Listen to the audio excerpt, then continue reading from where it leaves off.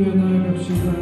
붙드소서 소서 주님 나를 놓지 마소서.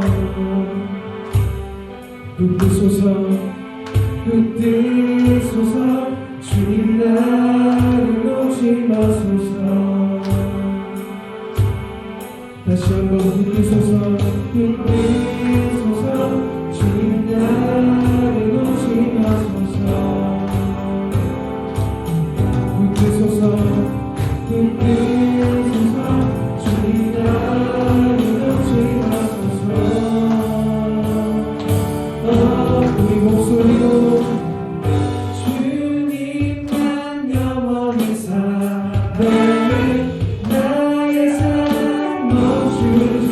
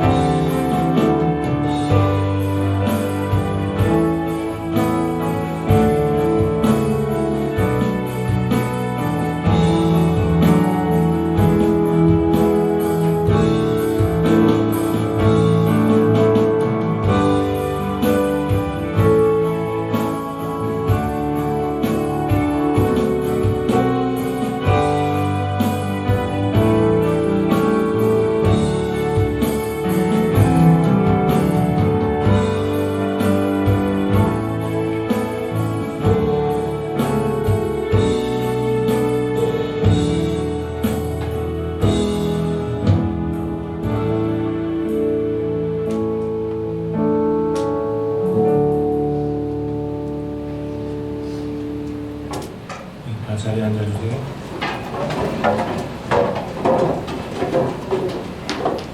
함께 성도들의 신앙 고백으로 하나님 앞에 예배로 나가도록 하겠습니다. 신앙 고백입니다.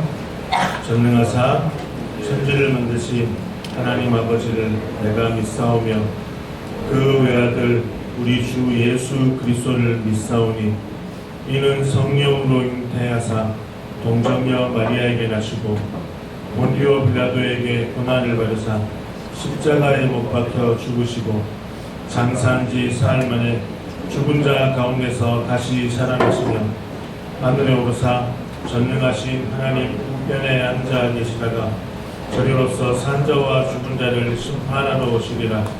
성령을 믿사오며 거룩한 공예와 성도가 서로 교통하는 것과 죄를 사하여 주시는 것과 몸이 다시 사는 것과 영원히 사는 것을 믿사옵나이다.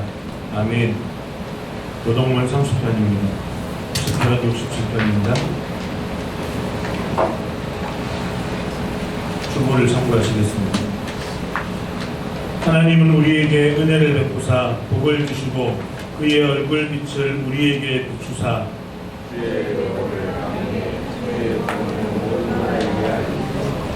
하나님이여 민족들이 주를 찬송하게 하시며 온 백성은 기쁘고 즐겁게 노래할지니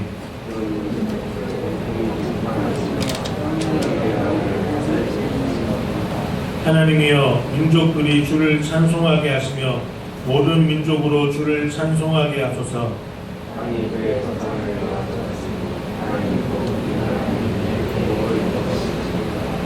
하나님이 우리에게 복을 주시리니 아멘. 하이델베르크 신앙고백 제41주차입니다. 질문하겠습니다. 제108문입니다. 제7계명에서 하나님께서 원하시는 것은 무엇입니까? 모든 부정은 하나님의 창조 아래 있습니다.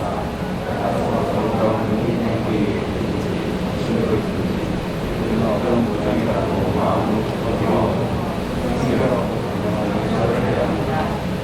하나님께서는 이 계명에서 간음 또는 그와 같은 부끄러운 죄만을 금하십니까? 우리의 누군가를 보니 모든 중심의 우리가 누군가를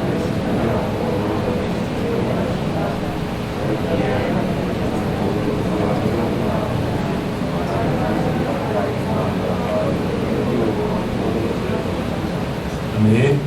찬송가 435장 찬양하신 후에 우리 부장 집사님 오셔서 기도해 주시겠습니다.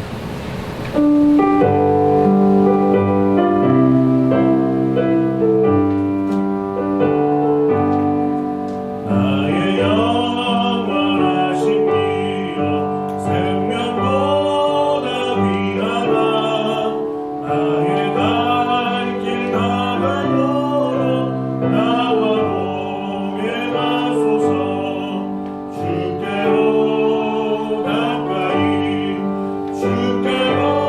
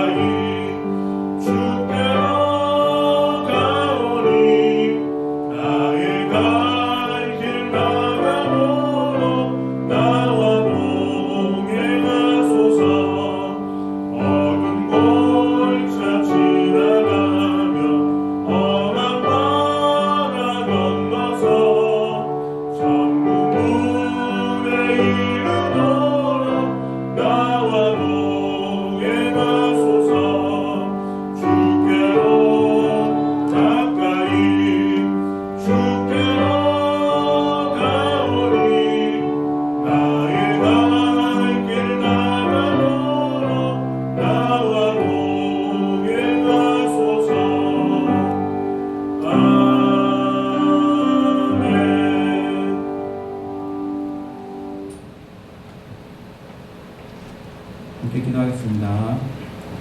사랑의 하나님, 오늘 이 시간 고등부 학생들 모여서 함께 예배드리게 하심을 감사드립니다.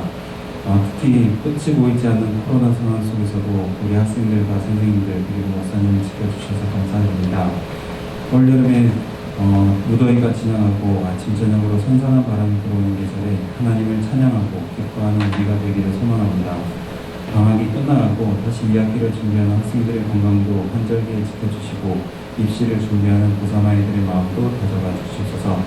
목사님을 통해서 우리에게 말씀하실 하나님께서 말씀해 주실 설교에서 세상 어떤 것보다 하나님의 말씀과 비전을 중요하게 여길 수 있는 우리가 되게 해주시옵소서. 예배의 시작과 끝을 하나님께서 주관하시고 이 모든 말씀 예수님의 이름으로 기도드립니다.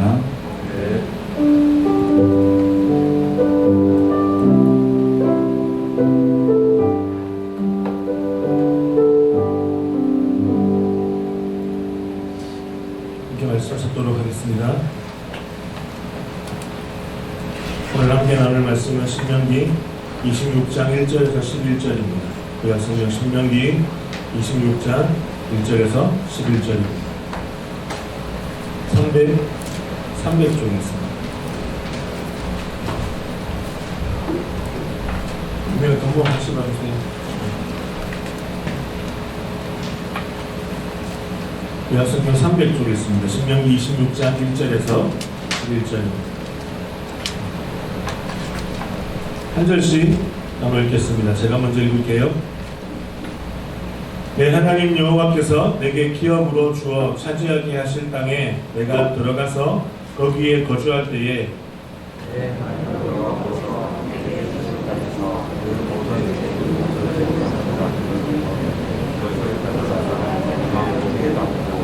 내 하나님 여호와께서 그의 이름을 부시려고 택하신 곳으로 그것을 가지고 가서 그때의 제사장에게 나아가 그에게 이르기를 내가 오늘 당신의 하나님 여호와께 아뢰나이다.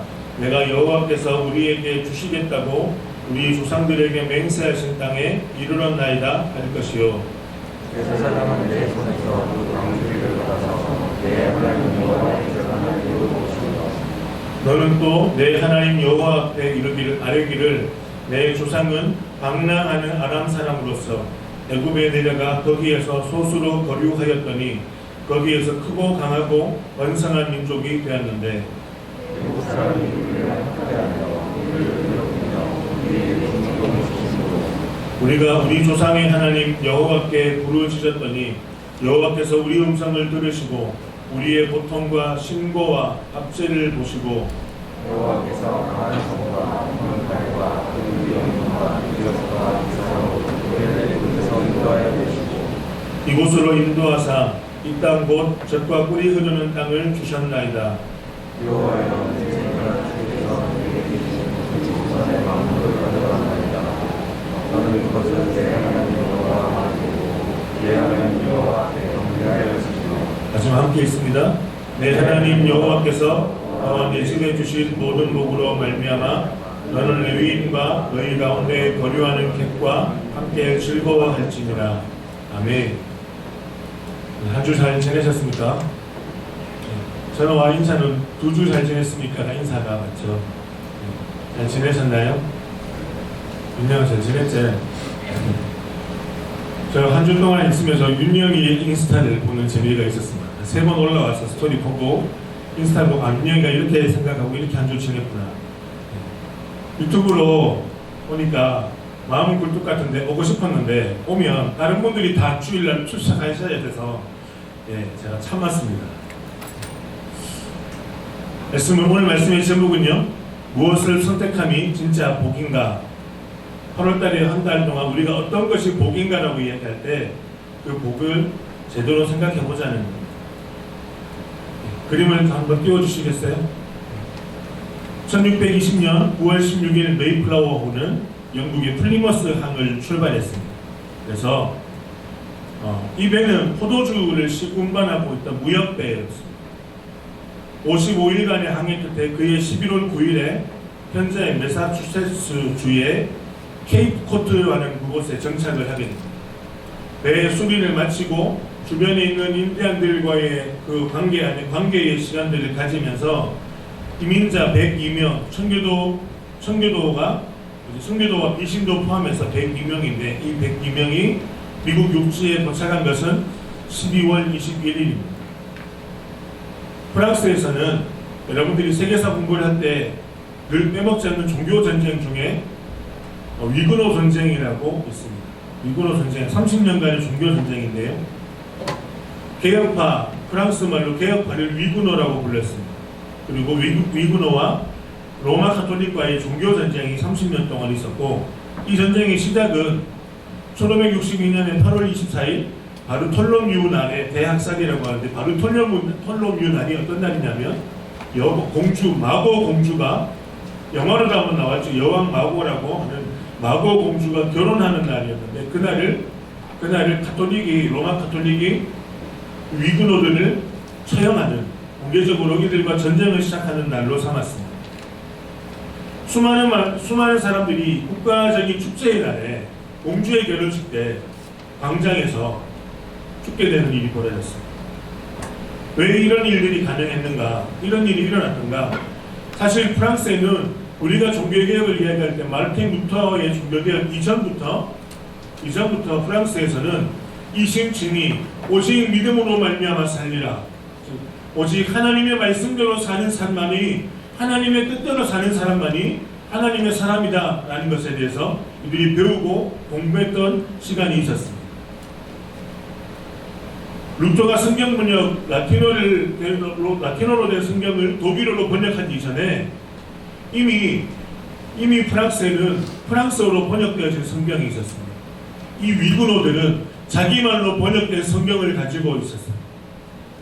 그래서 이 위그노들은 신앙 신조 오직 믿음으로 말미암아 살리라라는 이 신조를 지키기 위해서 가톨릭과 30년 동안 종교 전쟁을 벌였습니다.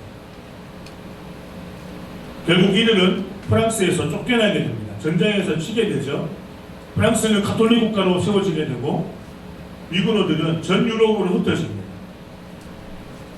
이처럼 가톨릭 국가에서 너무나 많은 우리의 위그노 개혁주의자들이 순교의 피를 흘리고 바른 신앙을 지키려고 했던 이유가 있습니다. 이 흩어져 갔던 사람들 중에 한 사람이 존 칼빈입니다. 존 칼빈의 사진을 보시겠어요? 칼빈은 프랑스 사람입니다.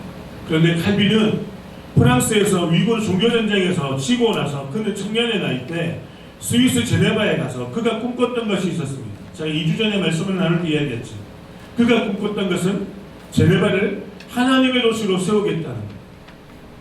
하루에 4시간씩 이상 기도하는 일을 잊지 않았습니다. 하루에 8시간 가까이 성경을 연구했습니다. 5년 동안. 그래서 만든 것이 기독교 강요입니다. 왜 위그노들이 전쟁을 일으키면서 자신의 생명의 피를 흘려가면서까지 바른 신앙을 지키려고 했던가? 왜 존 칼빈이 그곳에서 하나님의 나라를 꿈꾸고 나갔던가? 메이플라워를 타고 영국에서 왜 목숨 건 여행을 55일 동안 여행을 떠났던가? 이유는 단 하나입니다.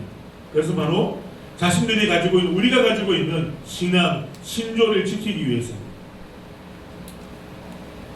여러분 신명기 성경은요.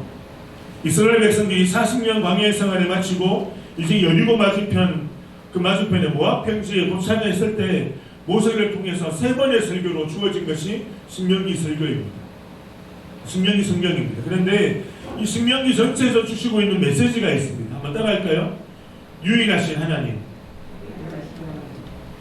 유일하신 하나님. 하나님은 유일하시다는 겁니다. 그래서 유일하신 하나님을 섬기는 이스라엘이 이 익숙한 유목 문화를 버리고 다신교 문화로 옮겨가야 되는 겁니다.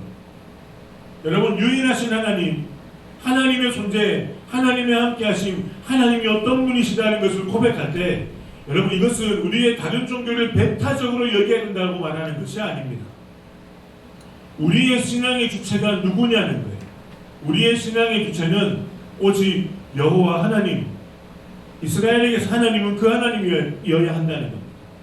우리들이 가나안 땅에 들어가게 되면서 농경 문화에 가나안 땅에 들어가게 되면 정착하면서 살게 될 때 이들이 어떻게 살아가야 되는가를 구체적으로 이야기하는 것이 신명기 말씀입니다. 특히 오늘 우리가 살펴볼 신명기 26장은 크게 두 구조로 있습니다. 1절부터 12절까지는 협곡식을 거두었을 때 하나님 앞에 드리는 예배를 이야기합니다.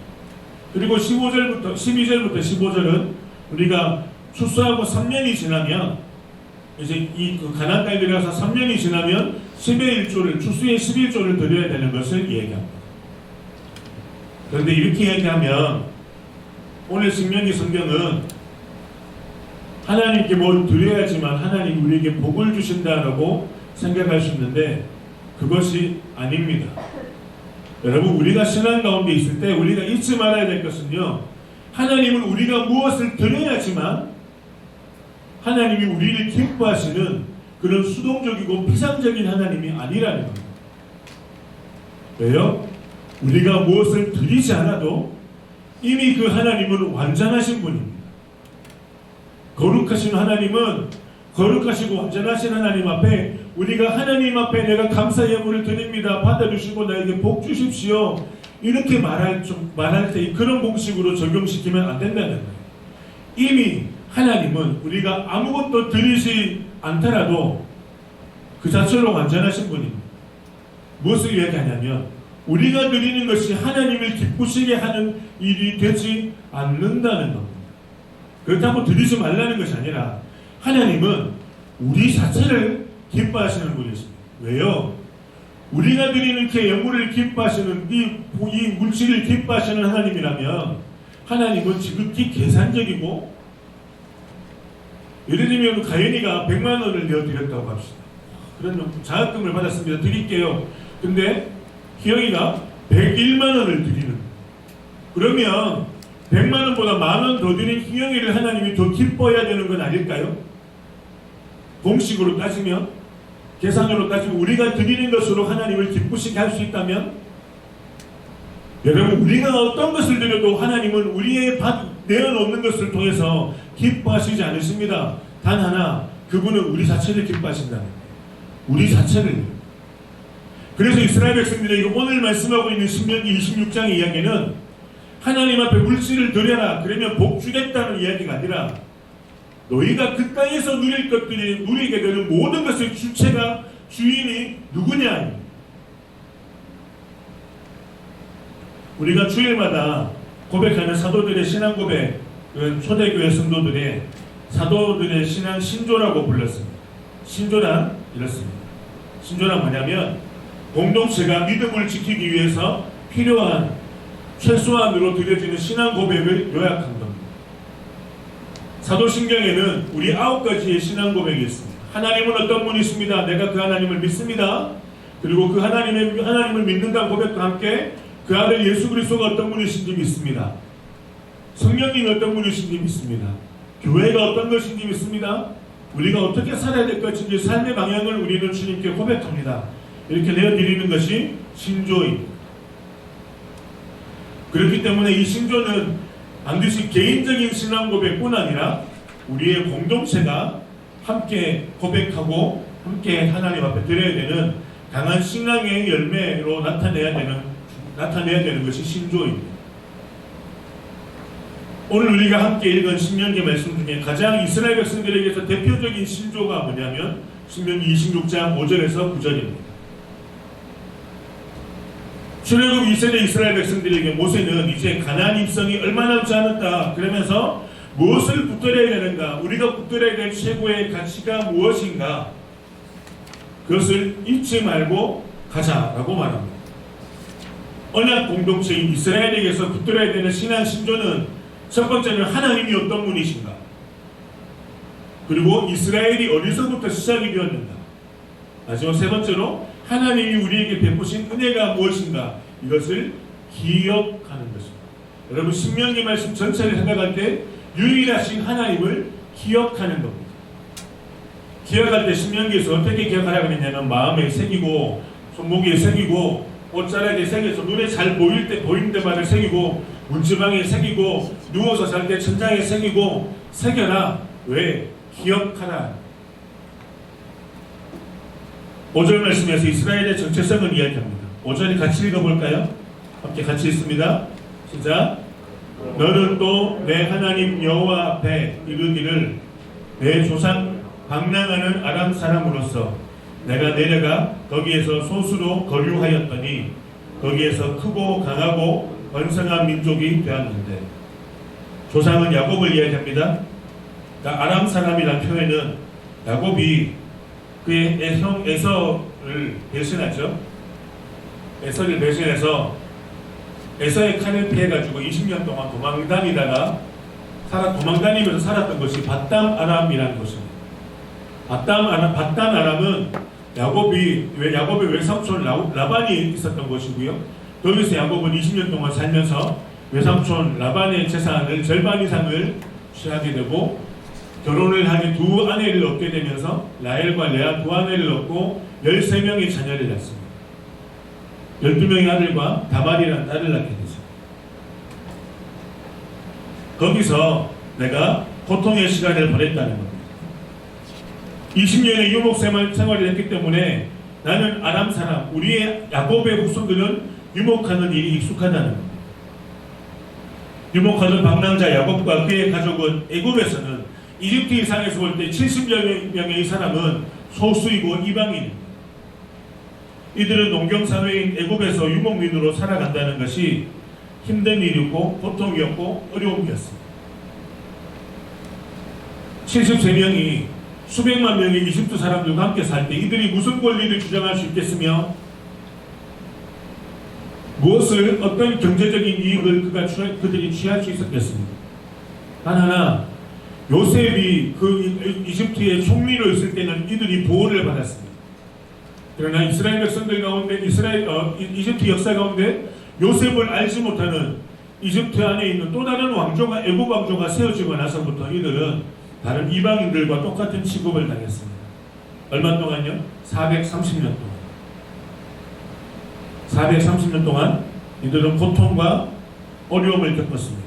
농경사회인 그곳에서 양치는 일을 한다고, 가축을 돌보는 일을 한다고 그들은 어려움을 겪었습니다. 그러나 그 고통에 대해서 하나님은 야곱과 그의 가족들을 강대한 나라로 키우셨습니다. 6절과 7절을 함께 했습니다. 시작.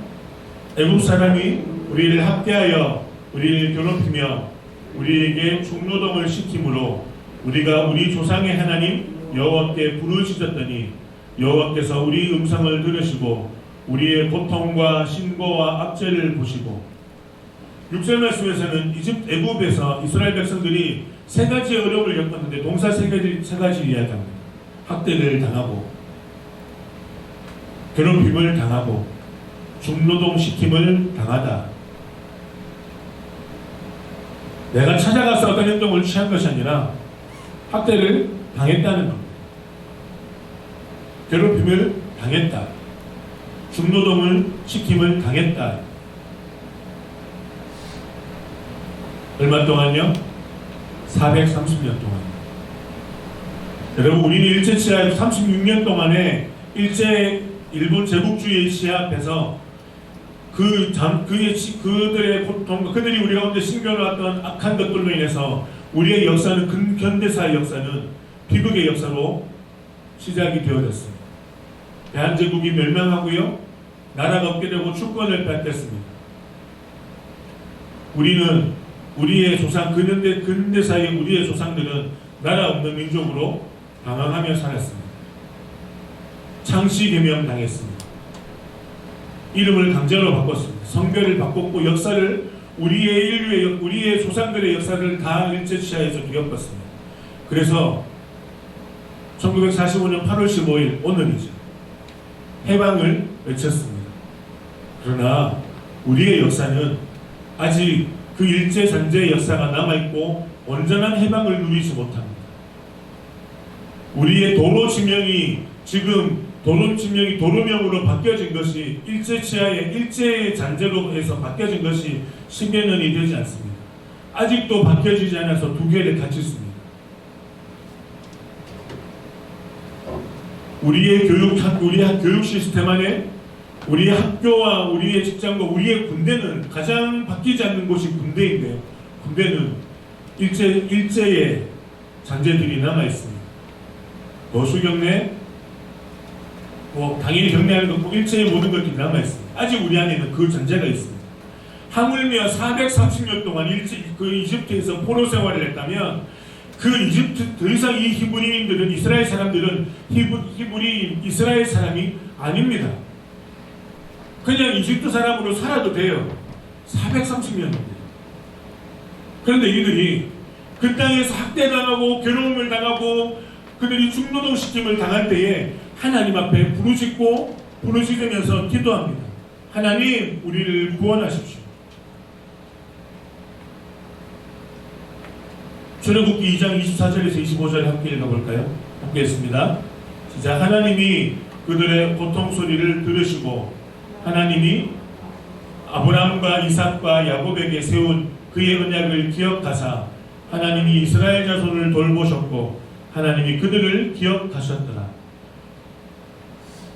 하나님이 출애굽 백성들, 이스라엘 백성들이 고통당하고 있는 그 자리에서 그때의 고통의 소리를 들으시고 맞다, 내가 잠깐 미안하다, 까먹었다 이렇게 해서 그들을 구원해 주시는 것이 아니라 하나님께서 이스라엘 백성의 고통의 소리를 들으시고 그때를 기다리셨는데 그때가 언제냐? 아브라함과 이미 약속하셨다는 거예요.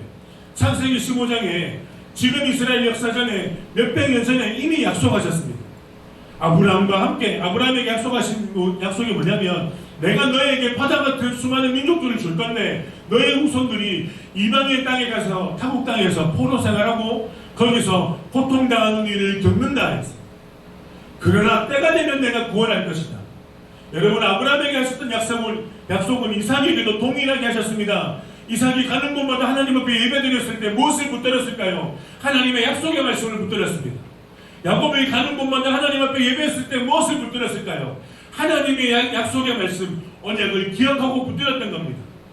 하나님이 이집트에서 포로 생활하고 고통당하는 이스라엘 백성들을 버려두고 계셨다가 이들이 막 소리짓고 울부짖고 기도하니까 그제서야 구원하겠다고 하신 것이 아니라 이미 계획하셨다는 겁니다.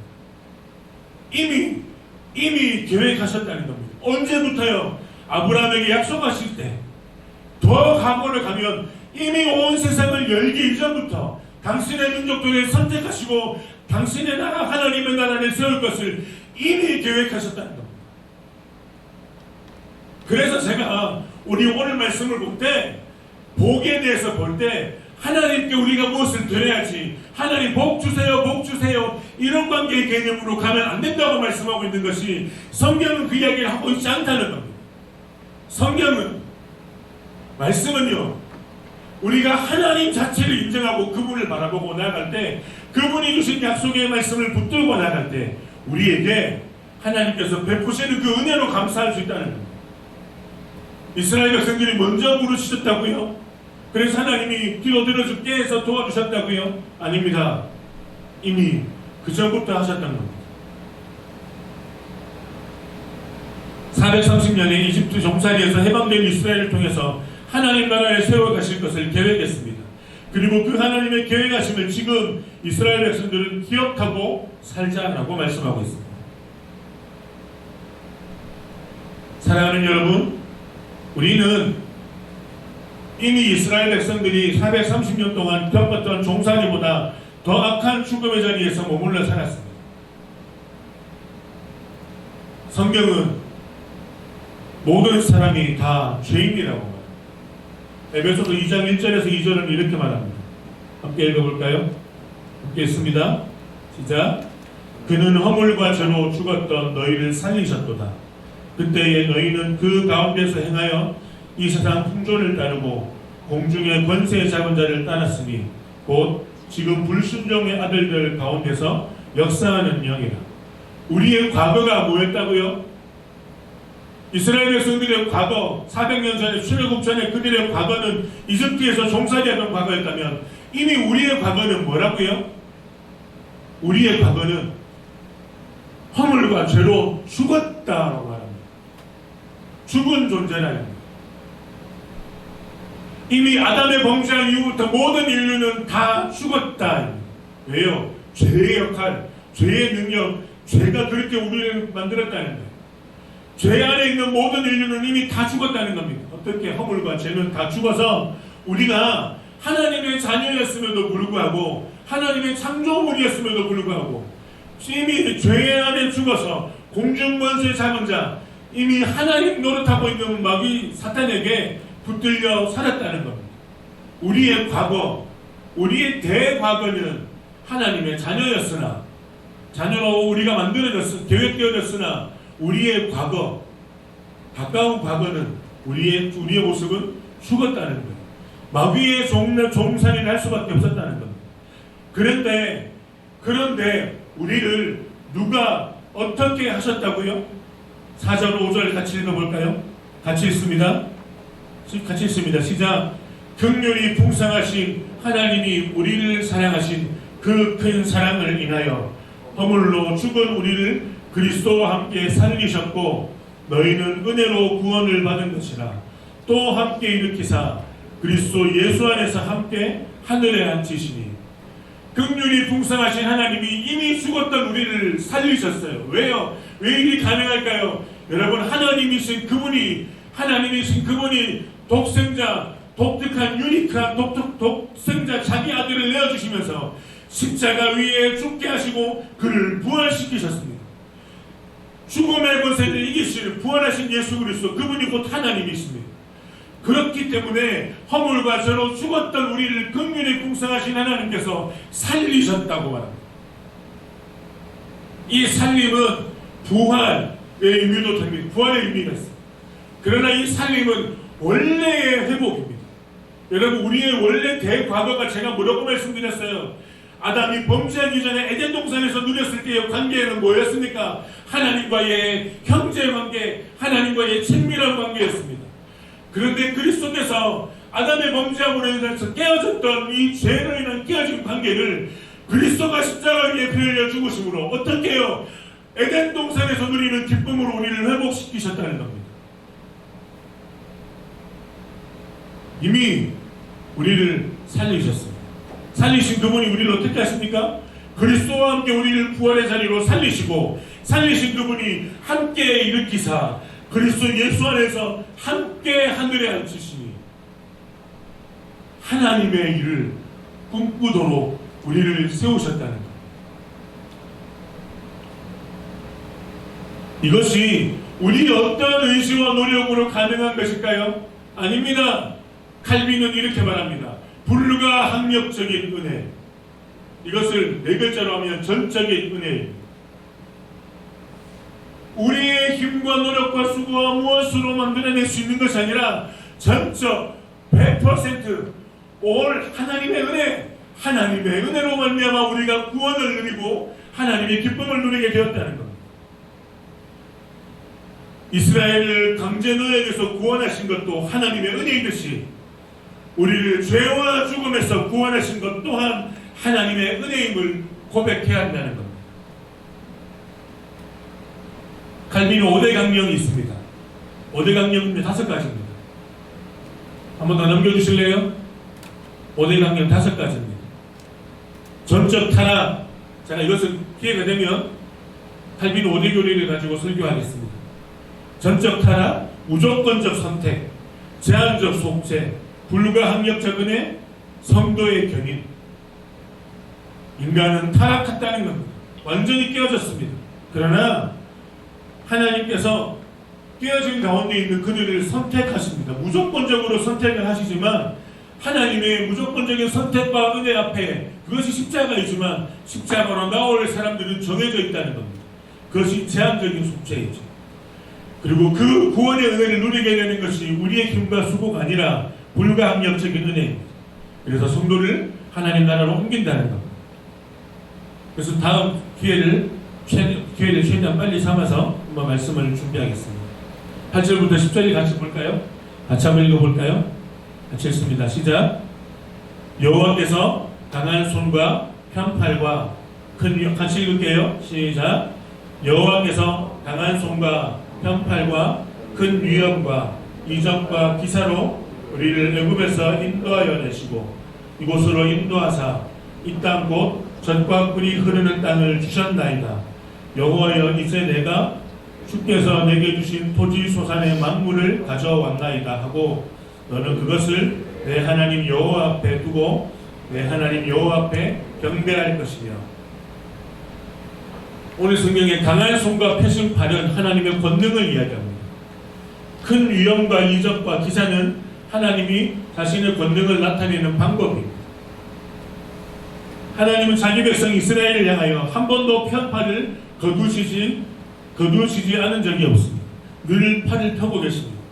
한 번도 그들을 향한 강한 손으로 자기 백성들에게 일하지 않으신 적이 없으십니다. 아브라함과 함께 하셨던 하나님은 400년 이후에 이스라엘 백성들에게도 여전히 함께 하시는 분입니다. 출애굽할 당시에 하나님이 이스라엘 백성들에게 보여주신 애굽의 10가지 재앙이 무엇을 말하는지 아세요? 애굽의 다신들을 섬기는 이집트의 수많은 신들 중에 10개를 대신하는 겁니다. 첫 번째는 이집트에서 농사의 땅인 이집트는 나일강, 물이 중요하죠. 그래서 나일강을 어머니라고 불렸습니다. 어머니의 신이라고 불렸습니다. 태양신 라와 어머니가 나일강이 결혼해서 나온 아들이 바로라는 겁니다. 그들의 신앙은 10가지의 신앙은 그들의 신조 신앙이었습니다. 하나님이 모세를 통해서 어떻게 하셨습니까? 하나하나 다 꺾으셨습니다. 이것이 하나님이 위대하시다, 하나님이 싸움 잘하신다, 이런 의미들을 이야기할 것이 아니라 애굽의 10가지 재앙, 이것에 초점이 아니라요, 그 재앙을 통해 드러나시는 하나님이 어떤 분인가 더 중요합니다. 다신교 신앙의 애굽을 심판하시면서 유일하신 여호와 하나님을 의지할 것을 보여줍니다. 우리가 말해야 될 신앙의 표본이 누구인가? 바로냐? 나일강이냐? 농사의 신들을 섬기는 것이냐? 태양신을 섬기는 거냐? 아니라 그 모든 것들을 창조하시고 만드신 유일하신 하나님을 말하는 것이다. 그렇기 때문에 그 다신교 땅, 이집트 땅에서 하나님이 구원해 내셨습니다. 40년 동안 이집트의 뗏물을 벗기는 일만 했습니다. 어떻게 하나님을 예배할 건가 훈련받았습니다. 1세대가 실패하고 그 아들 2세대가 이제 훈련받아서 40년 동안 우리가 유일하신 하나님을 섬기겠습니다, 이렇게 세워졌습니다. 그런데 건너가게 되는 요단강 건너편에 있는 모압 평야에서 건너보게 되는 가나안 땅은요, 또 다른 다신교의 땅입니다. 기껏 40년 동안 훈련받으면서 이집트의 문화를 벗겨냈는데 강 건너가면 또 다른 다신교의 문화들이 기다리고 있습니다. 이집트의 신들과 다 차원이 다른 신이 있습니다. 그렇기 때문에 유일하신 여호와 신앙으로 훈련받은 이스라엘은 그 땅에서도 강한 손과 극하신 팔로 역사하시는 하나님을 의지하고 바라보아야 될 것이다. 오늘의 말씀은요, 출애굽 과정 속에서 나타난 하나님의 구원 행위를 돌아보는 이스라엘의 신앙 신조입니다. 첫째는 신앙 고백을 통해서 이스라엘 백성들을 위해서 행하시는 하나님의 구원을 하나님 앞에서 선언하고 있습니다. 둘째는요, 그것을 통해 후대 백성들에게 신앙 고백 행위의 모델을 삼는 것입니다. 지금 이 출애굽기 성경을 쓰고 있는, 신명기 성경을 쓰고 있는 모세의 시대에 이 성경을 모세 오경, 역사서, 성경 누가 편집했냐면 에스라가 편집을 했습니다. 에스라가 편집할 때 시대는 지금 모세오경 신명기 시대보다 2000년 뒤의 시대입니다. 이 신명기 말씀을 보고 새로 편집하고 있어요. 이때는 포로 생활 70년의 포로 생활을 마치고 나아가 있는 이스라엘 백성들이 허무한 예루살렘 성벽을 보면서 그들이 하나님 앞에 나오고 있는 겁니다. 그런데 에스라가 성경 번역을 합니다. 이스라엘 백성들과 성경 공부합니다. 하루에 몇 시간씩 성경 공부를 계속합니다. 신명기 말씀을 봅니다. 이 말씀을 보면서 이들에게 가지는 소망이 무엇일까요? 하나님이 우리의 조상들이 실패했던 이유가 무엇이다? 유일하신 하나님을 놓쳤기 때문이거나, 그러면 하나님을 섬기는 신앙으로 서야 되지 않느냐? 이들이 지금 이 말씀을 보고 그렇게 도전되는 것입니다. 다시 말해서 신명기 26장 5절에서 9절 말씀은 가나안 땅 들어가기 직전에 있는 이들에게서도 주는 메시지지만 나라에 있는 이스라엘 백성들에게도 주는 메시지이고 오늘 우리에게도 주시는 메시지입니다. 하나님의 구원 역사가 단절되어진 듯한 그 상황에서 유다 백성들이 이 말씀을 보며 회복을 경험하는 것이죠. 1절로 다시 한번 돌아가서 보겠습니다. 1절을 같이 읽습니다. 함께 읽습니다. 시작. 내 하나님 여호와께서 내게 기업으로 주어 차지하게 하실 땅에 내가 들어가서 거기에 거주할 때에 40년 광야 생활이 끝나고 이스라엘 백성들이 가나안 땅으로 들어가게 될 때 그 직전에 그들이 반드시 지켜야 될 말씀으로 이야기합니다. 들어가면 곡식을 거둘 때 그것을 하나님 앞에 바쳐라. 이유는 유목생활을 하고 주로 하던 이스라엘 백성들이 가나안 땅에서 해보지도 않았던 농사를 하면서 실패도 경험하고 어려움을 겪게 될 것입니다. 현재 완전히 지금 전혀 다른 문화권에서 생활해야 되는 이스라엘 백성들에게 가나안 땅에서의 삶은 해결해야 될 숙제입니다. 그런 이스라엘 백성들에게 하나님은 그들이 지켜야 될 첫 수확에 대한 예배 규범을 이야기합니다. 그런데 여기에 우리가 시선을 빼앗기지 말아야 합니다. 2절에 같이 읽어볼게요. 같이 읽습니다. 시작. 내 하나님 여호와께서 내게 주신 땅에서 그 토지의 모든 소산의 만물을 거둔 후에 그것을 가져다가 광주리에 담고 내 하나님 여호와께서 그의 이름을 두시려고 택하신 곳으로 그곳을 가지고 가서 하나님이 추수한 곡식의 첫 번째 것을 가지고 와서 예루살렘에 다윗 시대 때 예루살렘 지금 여호수아 시대 때 이제 가나안 땅에서 성전 건축 이전에는 성막 안에 있는 성막 안에 있는 성소에다가 다 모으려고 말합니다. 이유는 이것입니다. 당시에 가나안 땅에 들어가면 가나안 땅 안에는 수많은 신전들을 섬기는 것이 지방마다 다 있었습니다. 그래서 자기들이 곡식을 거두면 지방 신전에다 다 나눠내서 거기서 각자가 먹고 살게 됐습니다. 그래서 하나님은 가나안 사람들과 이스라엘 백성들의 구별을 위해서 너희가 추수한 곡식을 성전 안으로 갖고 와라. 한 군데 모아라. 또 다른 중요한 포인트가 있습니다. 당시의 가나안 땅에서 가장 강력한 신은 바알입니다. 바알은 풍요의 신이라는 별명을 가지고 있습니다.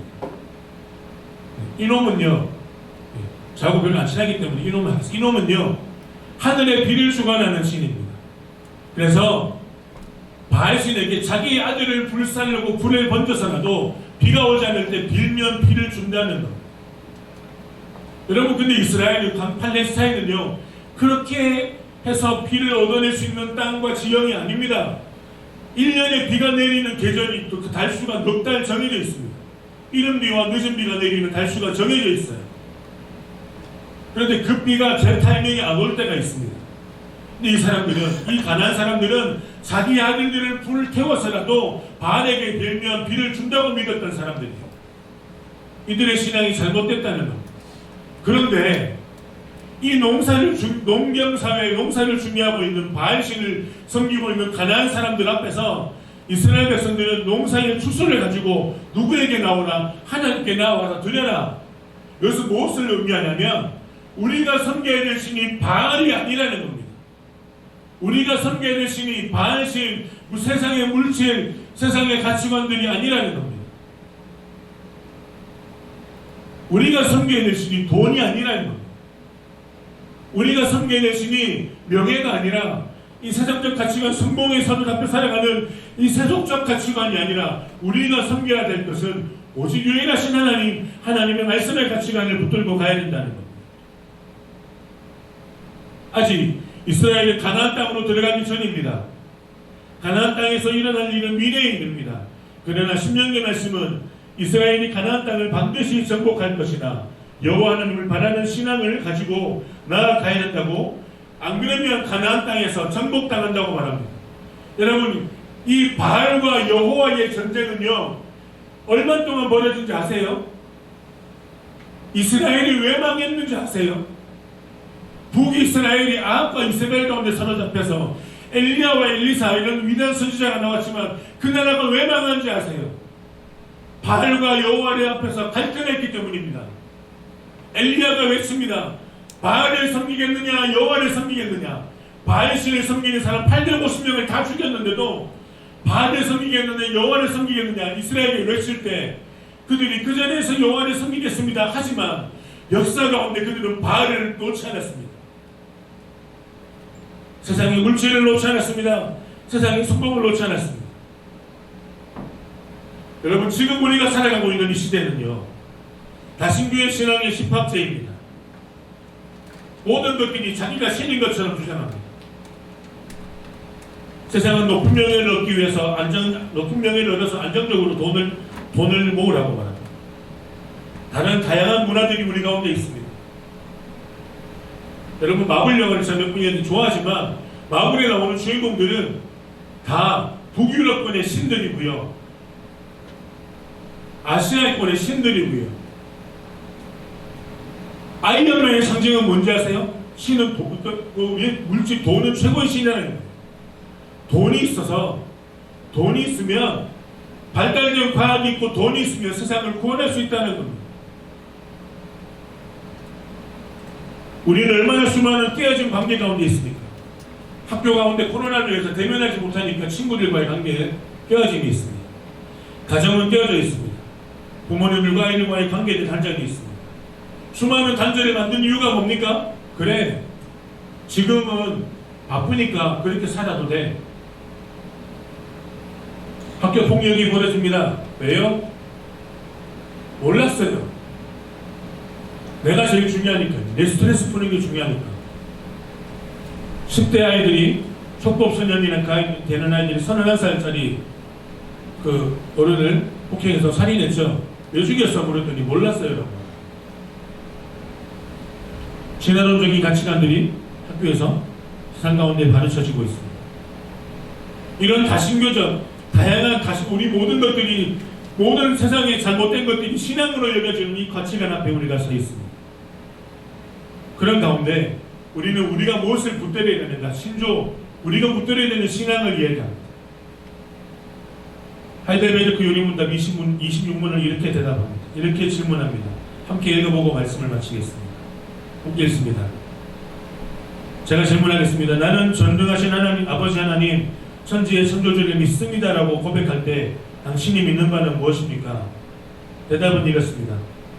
함께 여러분들 읽겠습니다. 자, 우리 주 예수 그리스도의 영원하신 아버지께서 아무것도 없는 중에 하늘과 땅과 그 가운데 있는 만물을 창조하셨으며 그의 영원한 경륜과 섭리로서 그 모든 것들을 보존하시고 통치하심을 믿으며 그의 영원하신 아버지께서 그 아들이신 그리스도로 말미암아 나의 하나님이시며 나의 아버지시라는 사실을 믿습니다.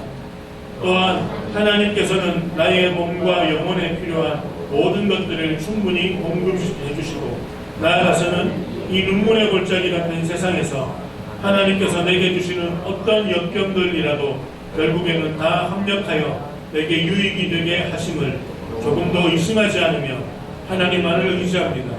왜냐하면 하나님께서는 전능하심으로 이를 이루실 수 있고 또한 하나님께서 신실하신 아버지이심으로 이를 이루시기를 원하시기 때문입니다. 신명기 말씀을 통해서 이스라엘 세대들에게 신앙 고백을 하나님께서 되새김시켜 주셨다면 오늘 우리는 우리의 신앙 공동체, 우리의 다음 세대인 우리가 하나님 앞에 바른 신앙 고백으로 나아갈 수 있어야 합니다. 하나님이 어떤 분이신가? 우리가 무엇을 선택하고 살아갈 것인가? 우리의 시간과 우리의 삶을 어떻게 내어드려야 될 것인가? 질문 앞에 우리가 함께 고민하고 그 고민 가운데 답을 찾아가는 은혜가 있기를 소망합니다. 우리 하나님은 우리의 피난처가 되시며 찬양하시면서 같이 기도할까요? 기도하겠습니다. 하나님은 우리의 피난처가 되시며 환난 중에 우리의 힘과 도움이시라 찬양하시면서 그 말씀 붙들고 좀 기도했으면 좋겠습니다.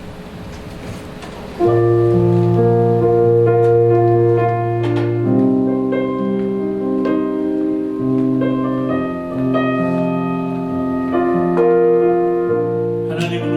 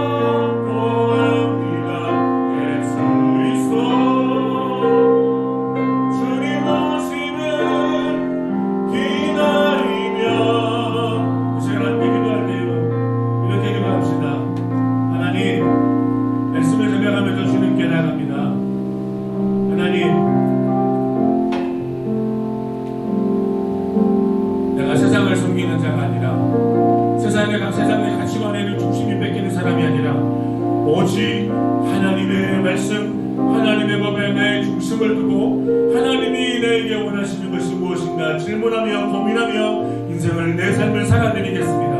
이렇게 우리 말씀을 붙들고 누가 하나님 편에 설 것인가 질문 앞에 하나님의 말씀을 붙들고 하나님 편에 서는 삶을 살겠습니다. 함께 기도하며 나가겠습니다. 기도하겠습니다.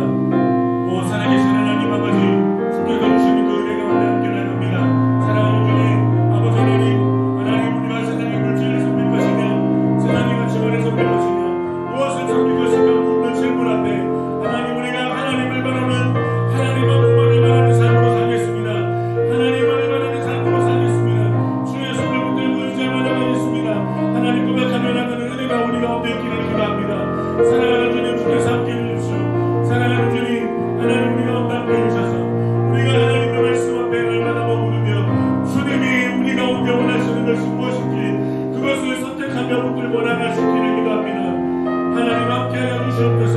오 주님, 주의 말씀 앞에 서며 주님의 법 가운데 머무르며 주의 뜻을 붙들고 나가시도록 하나님 은혜 주시기를 기도합니다.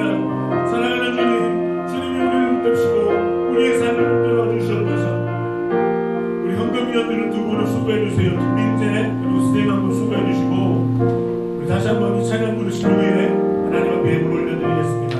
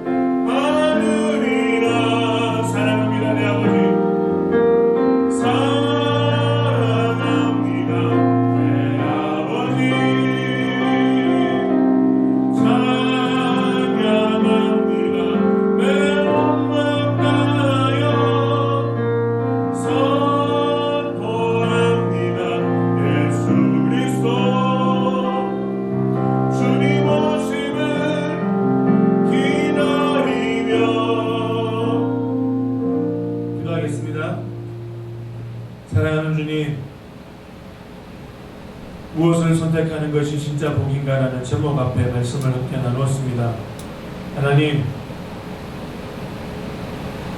하나님을 선택하는 자, 하나님의 말씀을 붙들고 하나님의 뜻대로 살기를 소망하는 자, 하나님 편에 서는 자로 우리의 삶을 내어드릴 수 있기를 기도합니다. 우리의 평생을, 우리의 시간과 모든 것들을 하나님의 뜻을 선택하며 그분의 부르심 앞에 우리의 삶을 온전히 내어드리는 하나님의 사람으로 세워져 갈 수 있기를 기도합니다. 세상의 가치관이 우리를 유혹하고 우리를 넘어뜨리고자 하며 우리에게 많은 매력과 달콤함으로 다가올 때 그것을 우리가 단호히 내려놓고 하나님의 뜻이 무엇인가 고민하며 선택하며 나갈 수 있는 그런 신앙의 눈을 열어주시고 우리 가운데 우리가 분명히 믿는 신앙의 그 신조가 무엇인지 또한 잊지 않게 하시고 말씀대로 주님 앞에 나갈 수 있도록 은혜 허락하여 주옵소서. 감사합니다. 예수님 이름으로 기도합니다. 지금은 우리를 죄에서 구원하신 예수 그리스도의 은혜와 우리를 사랑하실 때 끝까지 사랑하시는 하나님의 사랑과 성령님의 함께 하심이 무엇을 선택할 것인가 묻는 이 말씀 앞에 하나님을 선택하겠습니다. 하나님의 말씀을 붙들겠습니다. 세상의 가치관과 싸우며 말씀대로 살겠습니다. 하나님의 뜻을 구하겠습니다. 고백하며 나가는 사랑하는 고동관 사람 한 사람 위에 이제로부터 영원토록 함께 할지어다. 아멘.